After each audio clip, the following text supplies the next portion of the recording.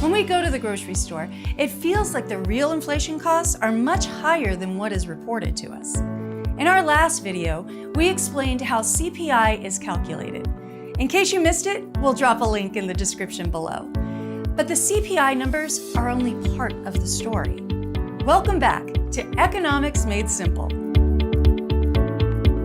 Our question today is, when we go to the store, why do real inflation costs seem higher than what's reported?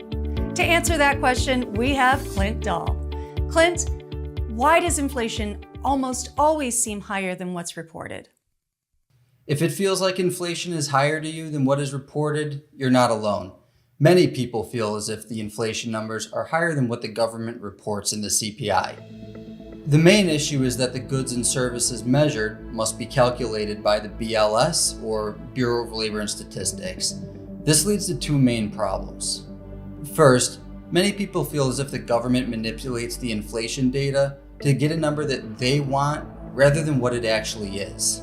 By choosing what products go into the basket, they can change the inflation number. If something gets too expensive, they can just remove that from the basket to bring the inflation numbers down. The second issue is that the BLS is trying to estimate the spending habits of 330 million people, all of whom spend money in completely different ways. Remember, the CPI is an average of the price changes of a wide range of goods and services. So if electronics increase 0%, but food increases 15%, then inflation would be reported at 7.5%. That is exactly what has happened over the last 6 months. CPI is up only a couple percentage points, but food inflation has more than doubled. And since you probably buy more food than anything else, you'll experience higher inflation numbers. CPI will also fail to capture price changes based on geography. If gas prices increase, driving up the cost of transportation, those in rural areas will be impacted more than someone in an urban area who doesn't have to travel as far in their day-to-day living. In addition, some areas of the country may experience more inflation than others.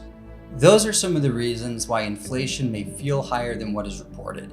In fact, independent agencies have calculated inflation to be much higher than what the government reports, but we can get into that in another video. Thank you, Clint. That makes so much sense. That was another great lesson. It's a bit scary, but it is important for everyone to understand so that we can plan for our financial futures. For more lessons and updates, be sure to subscribe to our channel. Thanks for watching. Joe Montana here. Click subscribe now and hit the notification bell to stay up to date. You'll be glad you did.